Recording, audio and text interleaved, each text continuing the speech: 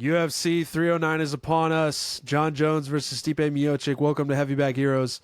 We've got a good episode coming up. We're going to be going over the 309 card. Going to be talking a little bit about Carlos Prates, his win, what's next for him.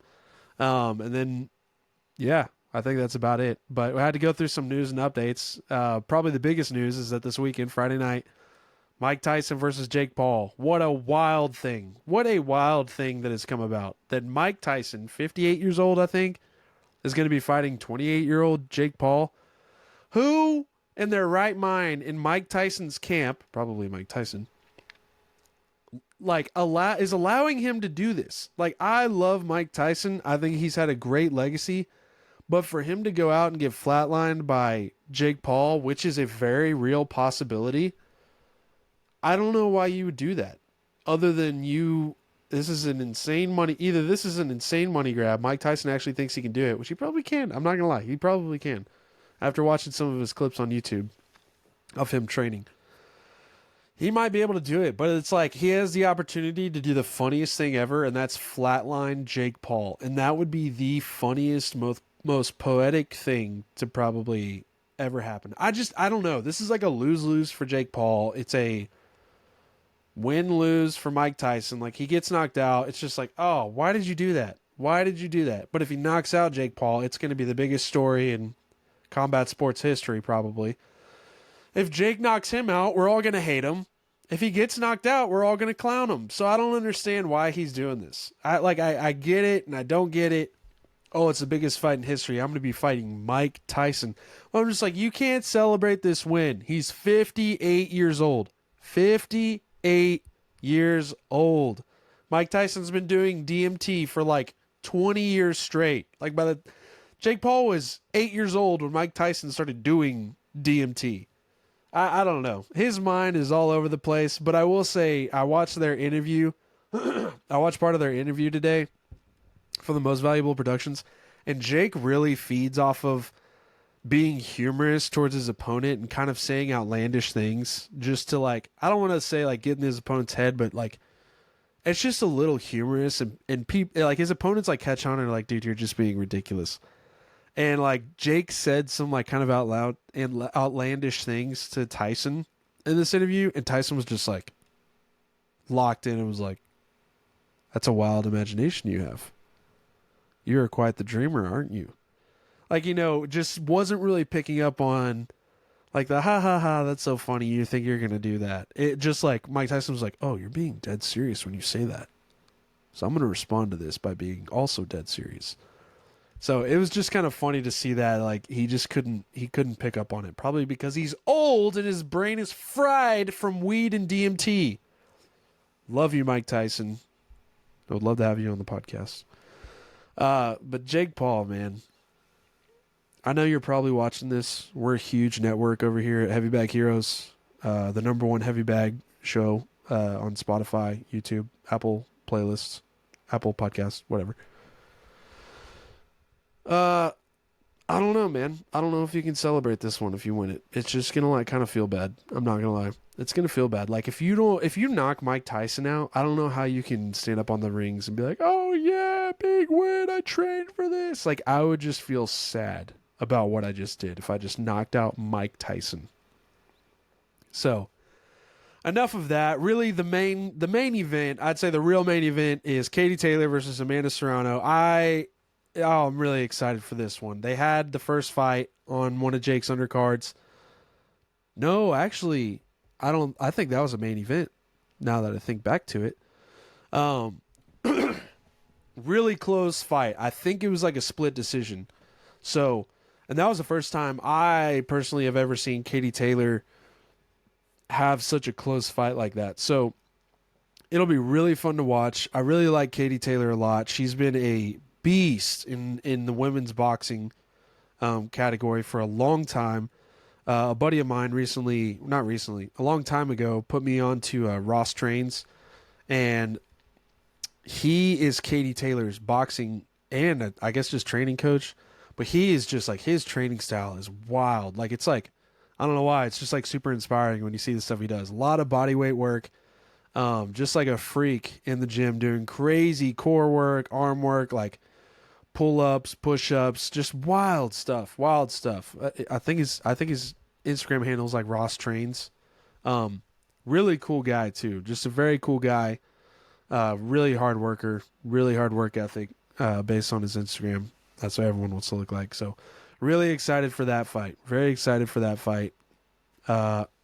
Hoping and praying for a Mike Tyson knockout over Jake Paul. That would be awesome. So, some other news before we get into the fight card. Colby Covington, if he gets this title shot or this interim title shot versus Shavkat, I'm going to lose my mind. I don't know what dirt he has over Hunter and Dana, but he called out Shavkat just doing Colby Covington big character things and is like, after I get off this Trump golf course, which is the greatest golf course ever in the middle of MAGA country, I'm going to call Hunter and Dana and set this fight up. If it happens, I'm going to lose my ever-loving mind. I cannot stand to see Colby Covington in another title fight, even if it's an interim title fight. I do not want to see it.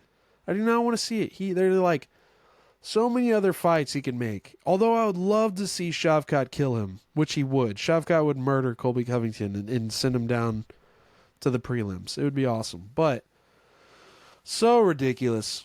But in some other news I did see today on X, Chris Mujino, if you don't remember him, I'll show you real quick. He came and saved the day on a very, very, very late notice card. I believe the Conor McGregor card versus Dustin Poirier.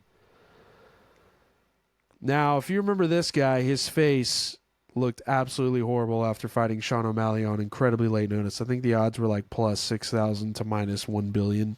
And that's exactly what happened. It was a tough fight to watch. Kid had a lot of heart. Pretty sure Sean O'Malley broke a lot of bones punching this guy in the face so much.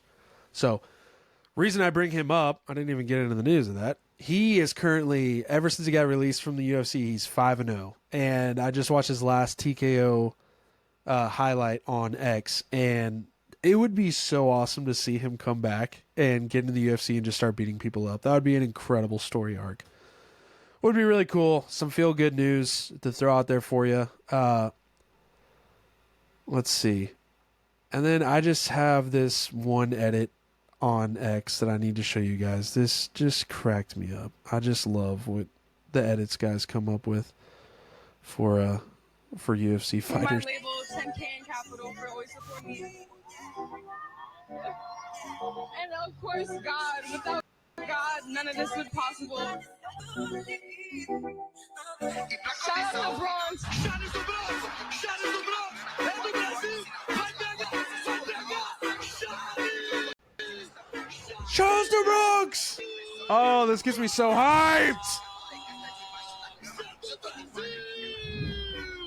Oh, I'm so freaking pumped. I'm so pumped to watch him fight Michael Chandler. Goodness. We'll get into a little bit more of that here in a bit. But I just saw that edit earlier, and it killed me. It killed me. It was just so funny. The edits that people are making on X right now are just so funny, but that was just perfect. Charles New Bronx. Charles New Bronx. So, anyways, all right, let's get into it. Main card, UFC 309. I'm going to go ahead and we'll kind of walk through a little bit. I'll share my screen here. So, first fight of the night. I forgot how to say his name. Mauricio Rufy. I believe he is one of the fighting nerds. He's coming off of a hot fight versus, I wouldn't say hot fight, more of a hot performance versus Jamie Malarkey. And the odds reflect about as what I would imagine, which they are minus 750 to plus 525. James Lontop, I believe is how you say his name. He just came off of a loss. I think it was his first fight in the UFC. I think it was a split decision fight, so it wasn't terrible, but Mauricio he's on top of things. Him and the fighting nerds are tearing it up right now, and I don't see him slowing down. And speaking of, I'll show this screen real quick because it was an incredible performance. Let me pull it up. versus Jamie Malarkey. This finish is wild. It's just like, it's picture perfect. It just, beautiful technique. Ilia Topuria and Max Holloway are two really good fighters. I talk about them a lot because sad fight. But they, especially Max, they are both really good. Forget I even said Ilia. I don't know why I said Ilia.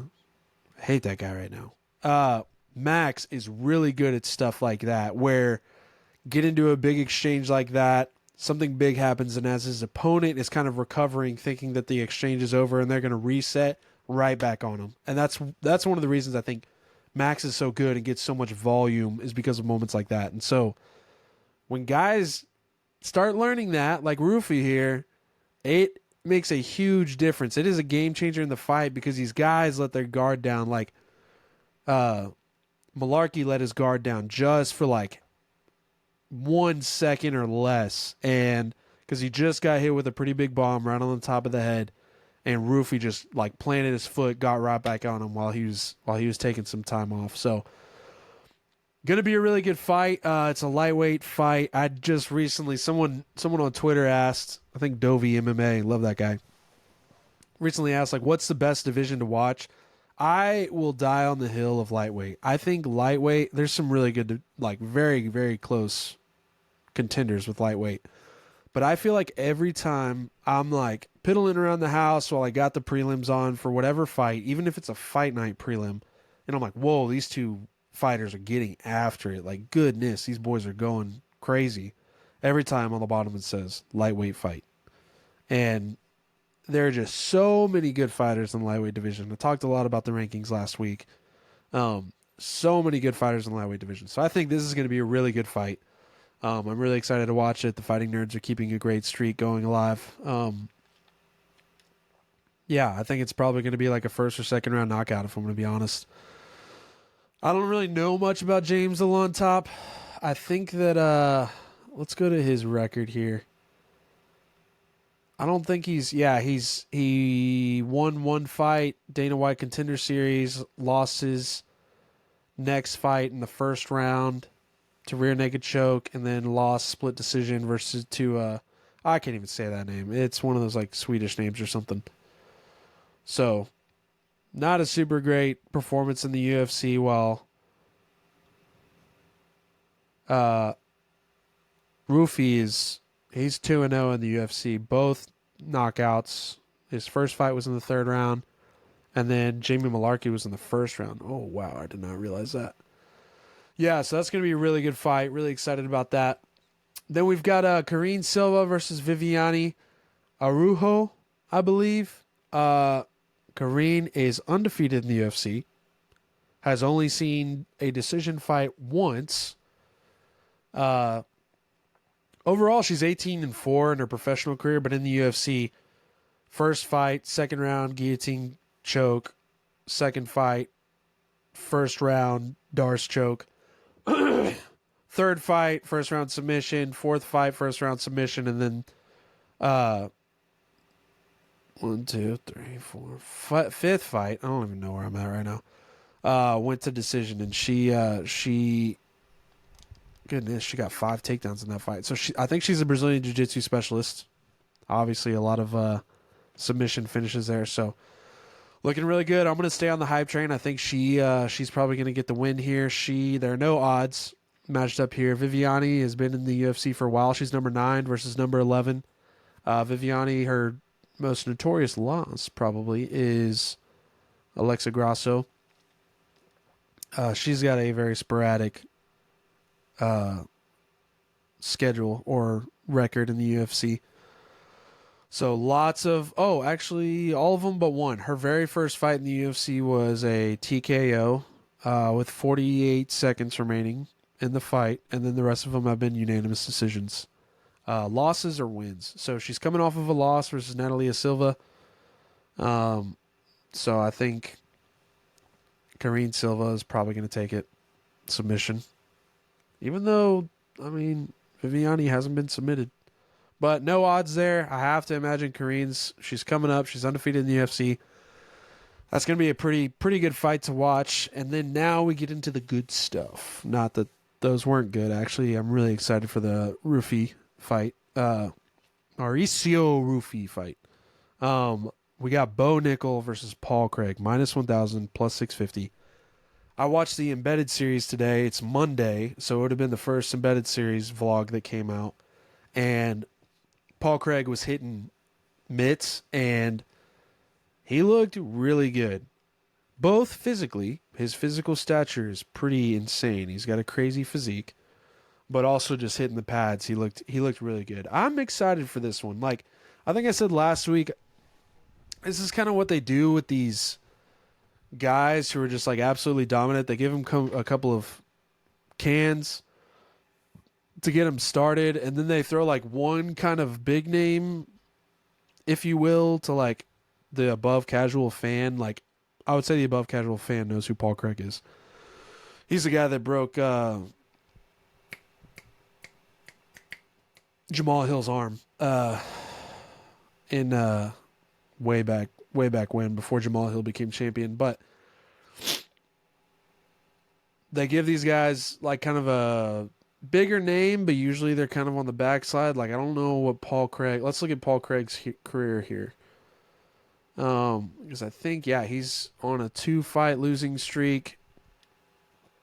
He lost to Caio Borralho in his last fight. Love Caio so much. Love that. And then Brendan Allen. Both were finishes. He got submitted by Brendan Allen last year in November, actually a year ago. And then he got TKO'd by Caio. So he's got one win in his last 5 fights. So, I mean, it's not looking good, but this is like, I don't know, this is just kind of what the UFC does. They give the Khamzat Chimaevs, the Bo Nickel. Like, Bo Nickel fought 2 guys on the Dana White Contender Series, and then Jamie Pickett to start his UFC career. Then he got Val Woodburn, which was the last second replacement. Then he got Cody Brundage, which, like, let's go look at Cody Brundage. Like, yeah, he's got 4 wins out of 1, 2, 3, 4, 5, 6, 7, 8, 9, 10, 11 fights in the UFC. He's got 4 wins. And one of them is over my boy, Zachary Reese. Very sad about that, but Zachary Reese, he'll be back. That was actually, like, I think Zachary's first fight in the UFC. So, I don't know. I mean, I think like it's probably going to go how the odds say it's going to go, which the odds are currently -1,000 to +650, which is just like it's probably going to be like a Khamzat Chimaev fight. It's probably going to be the Robert Whittaker Khamzat fight. Paul Craig's going to come out feeling good. Bo Nickel's going to go for the takedown. He's going to find a submission. He's going to get it. That's going to be the fight, first round. And then he's going to be like, "Oh, I want the title fight." And then whoever wins the middleweight title, whenever they determine who's fighting for it, and they're going to give it to Bo Nickel, which doesn't make any sense, but, you know, it is what it is. So, I don't know. I'm rooting for Paul Craig on this one. I hope it's just like a decent fight. Like, I would like to see, and I think everyone feels this way, I would like to just see Bo Nickel get taken into the 2nd or 3rd round. A decent fight. Would like to see more of his striking. We all know he can wrestle. We all know he can get to a submission. Let's see him strike. So, I've got Bo Nickel. I would be dumb not to take the -1,000 there. Bo Nickel by submission, probably first round is my guess. If I had to guess on the other 2 fights, I'm going to take Mauricio Rufy. Probably, I'm going to go first round late finish or 2nd round early finish. And then Viviani versus Karine. I'm going to say like a 3rd round submission for Karine. And then I got Bo Nickel, first round submission. And then we got the people's main event, baby. Charles do Bronx Oliveira versus Michael Tough Chinny Chandler. Michael Tough Chin Chandler. That's what I was trying to say. Muscle Milk Mike is the old Dustin Poirier calls him. I am really excited for this fight. I think Charles do Bronx is getting his swagger back. I think after the Armand fought, I think he thought he won, and he looked really good, went for several submissions. I don't understand what happened on that Darce choke with Armand. That would have been great to see if he got it. Pardon me. Michael Chandler's, he's just training. Like I said last week, he's in a must win. He's got to win this. But like a lot of people online have said, he just throws caution to the wind. Like he just throws the game plan out to put on a show for the fans. And I think that's what he does when he realizes he's losing and he's probably not going to win the fight. Like when you go back to Justin Gaethje, he was like, holy cow, I'm not going to win this fight. Justin Gaethje is beating the hell out of me. I am just going to full send it and get my leg obliterated, get my face obliterated, put on a good show for the crowd. Maybe I can land a few good things here and there. But I think DuBronx, he's too dangerous on the ground. I don't know why Chandler would want to go there with him. I don't think he does want to go there, so he's going to want to stand up. And I rewatched the Chandler versus Oliveira fight today, actually. And the first round was kind of a little more circumstantial, I guess. Like Michael Chandler won the first round for sure. And I can't I remembered the knockdown on Oliveira being much worse than it was. But when I watched it today, it was not as bad as I guess I thought it was. So the stand-up was good. Oliveira started the fight very strong with the stuff with the knees up the middle, the teep kicks, which is really great against a smaller opponent like Chandler. Like you just can't let Chandler blitz and get into range. So you got to get out of the way. You got to go to your left or your right. You just can't go backwards because he's just gonna blitz. And I think what did Joe Rogan said when Chandler was fighting Dustin Poirier, he was like, "This is what Michael Chandler wants to do. He just wants to get in an explosion off with you. Like he just wants to explode." And kind of a weird thing to say. I don't know why I said it like that, but he just wants to get in this blitz. He just blitzes in. He throws a couple jabs, goes for a huge right hand, and that's one of his biggest faults is he telegraphs that right hand from miles away, for whatever reason. But Charles DuBronx Oliveira, if I had to take a guess of how this fight's going to go, it's probably going to be a second or third round submission. I think that Chandler is going to play it really safe in the first round, really try and get a feel for what Oliveira's doing. Because again, he's in a must-win situation. I do not think he's going to come out with reckless abandonment. I do not think he's going to try and go for the finish as fast as he could. But at the same time that I say this, these are all the logical things that Michael Chandler should be thinking. Because I'm thinking them. And all I do is punch a heavy bag in my garage. Michael Chandler might just go out there and full send it. He might just go out with reckless abandonment and be like, I need a first round finish. I need a first round finish to get back in the good graces of the UFC fans, to become their favorite fighter again. So I hope he doesn't do that. That's not the smart thing to do, but he might do it. But if I had to put my money on it, I imagine he's probably going to come out. First round's going to be slow. Maybe some wrestling, probably some takedowns. DuBronx is too good off of his back. Chandler is going to try and get some ground and pound, probably fail because DuBronx is really good off of his back and he has really great defense even from the ground and pound. Probably a lot of stand up. They're going to get into the second round. It's going to probably engage a little bit more. I imagine Oliveira is going to be a little more, I don't know what the word is I'm looking for. He's going to strike a little more, probably going after him that way. I can't imagine that. I don't think that if Oliveira gets a submission, it's not going to be off of his own takedown. It's going to be probably a lot of clinching from Oliveira, I would imagine, to try and really wear down Chandler. And then at some point, Chandler will probably shoot for a takedown. DuBronx will do his thing, get on his back. Or from the clinch, that's what DuBronx likes to do, is get you up against the cage. As soon as you're trying to get away, you give up your back for a moment, he's going to jump on your back, choke him out. And that's how I probably imagine this is going to go unless Chandler takes him down. I know I've given 50 different scenarios for this fight right now, but MMA is just so unpredictable. It's so unpredictable. That's why I hate betting on it. That's why I don't want to bet on it.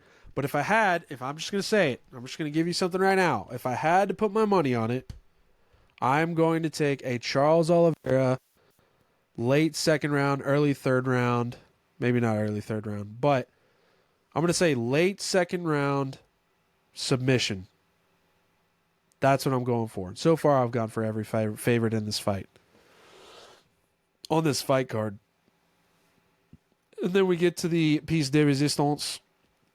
Jon Jones versus Stipe Miocic. I'm a little more on the Stipe train than I was previously, just based on some interviews. Stipe called Jon Jones a B word, and that's fun. That's a lot of fun. Like talk crap to Jon Jones, and I think like I don't know exactly what has happened with the narrative around Jon Jones, but everyone's like, "Oh, we love him. He's recovered. He's a good guy now." And I don't know if that's exactly the case.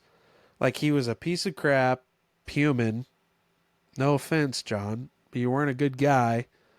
I don't even like saying this. I kind of want to cut this out, but you know, it is what it is. He was not a good guy for a lot of his title reign. He did some very bad things, and I'm like all for people can change. Huge advocate. People can change. They're allowed to change, and we should honor and respect and love them for changing from bad habits or their past, you know, when they really show true change. And I think the hard part, there's a fly flying around my trailer right now. It's driving me crazy. I think the hard part with Jon Jones is that it's like he's in court right now for what he did to those USADA drug testers. I'm fairly certain. Like they're either suing him or like I don't even know exactly what it is, but I think he ended up taking a plea deal or something like that. Like it's just like the dude can't stop getting in trouble, and I don't know why he. I don't know. I don't know why he can't stop. You know, and the whole narrative like between DC and him, like, would it be great if they kind of like reconciled and were like, "Hey, you're a great fighter. You're also a great fighter." But like that really hard to watch video of them on the phone together and Jon Jones trying to like big brother DC. I'm just like, dude, you have to respect DC for what he's done in the sport. Like DC is a top 10 greatest UFC fighter of all time. Like he's incredibly underrated, I think, in the community. Maybe to the fans, but like a phenomenal fighter, a phenomenal wrestler, did double champ status, beat the greatest heavyweight of all time, and went toe to toe with the greatest lightweight of all time. I don't know. I really love Daniel Cormier, and I hate the way Jon Jones treated him. And I really loved Jon Jones for a while, but it's like you kind of want to see a guy like him. I don't know, a flip from his ways is a word I want to use. More like you just want to see him turn and just like be a good guy, be a good father, be a good husband. And it's just like there's not really any sign of that. And like I want that for him, and I want him to want that. But he's just like, I'm the greatest. And the other part of this is his whole campaign about I'm not fighting Tom Aspinall. I'm the greatest fighter of all time. I'm the heavyweight champion. But then you've got an interim champion that you're not going to fight. Like, I understand what Jones is doing. Jones is on like this. I forgot what they call it whenever bands, like he's on a retirement tour. That's exactly what this is. He's like, I'm going to go out there. I'm going to fight Stipe Miocic. This is not going to be a difficult fight for me. I'm going to get the heavyweight belt. Like it's weird how much Jon Jones is not a part of the UFC while still being a part of the UFC. And I know that's very backwards and doesn't make any sense, but it's like he's just coming in for like a celebrity shot, if you will. Like he's not an active fighter. Like this whole heavyweight and lightweight division is so different than the last time he fought before Gone. Like it's completely different. Both divisions are completely different, and he has had no part of it. He's not fought anyone in it. Cyril Gane ruined it for everybody. He was supposed to be the guy to give Jon Jones a great fight, and then just like, I don't even want to talk about that. But he's just like, Jon Jones is like, I'm going to come in, I beat Cyril Gane, I know I'm going to beat Stipe Miocic, and And now, sorry, fly flew right in front of the camera. And now he's like, I'm going to vacate the heavyweight title and I want to fight Alex Pereira for the BMF belt. Which I'm like, would I love to see that? Yes. That would be incredible to watch. That would be a huge pay-per-view to watch Jon Jones versus Alex Pereira. Because it's like, on one hand, you got the greatest striker of all time. And then on the other hand, you have the greatest mixed martial artist of all time. It's like, woo! Woo! Obviously, Jon would probably implement a lot of wrestling, but that would be a fun fight to watch. If they set that up, that would be awesome. I'm not going to lie. That would be so awesome. But I think it's just frustrating whenever Jon Jones talks like that.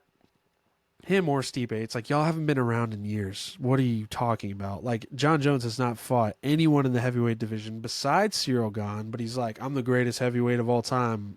I don't know if he's really saying that, but he's saying that if he beats Stipe. So, I don't know. I think Jon Jones is probably going to be the same thing. Cyril Gane. Stipe is going to come out. They're going to strike for a little bit. Jon Jones is going to get a takedown and he's going to choke him out. Something to that effect. Would really love to see it go the distance, but I just think like Stipe, he's been gone for so long. And sometimes time off is really good for fighters, but I think like a good example, like Amir Abazi took a year off and like he changed camps, he had a couple surgeries, which that's pretty significant. I don't know why Stipe's taking this much time off, but Amir Abazi, you're just more hesitant. And I'm trying to think of who else. Chris Weidman after coming back off of a huge layoff. I forgot who he fought. He's fighting on the prelims. Let's look real quick who he fought whenever he came back. I can't remember how long ago that was. Chris Weidman. He beat Bruno Silva via eye poke. He fought Brad Tarvez, and the dude used leg kicks and just completely smoked him. Unanimous decision. And that was 2021 to 2023. That is an understandable one. Chris Weidman got his leg absolutely shattered after that fight with Uriah Hall, or during that fight with Uriah Hall. So coming back, just a lot more hesitant. So I understand that from Chris Weidman's perspective and Amir. Maybe I'm not making a good argument. Maybe this is a terrible argument. Maybe this is a bad example. Maybe these are bad examples, but I don't know. I just don't think time off from the octagon, especially when it's one thing to come in and take time off and you're fighting maybe top 10, maybe top 15, but to take 3 years off, I think that's how long it's been, 2 or 3 years off, like Stipe Miocic. What was his last fight? Ngannou?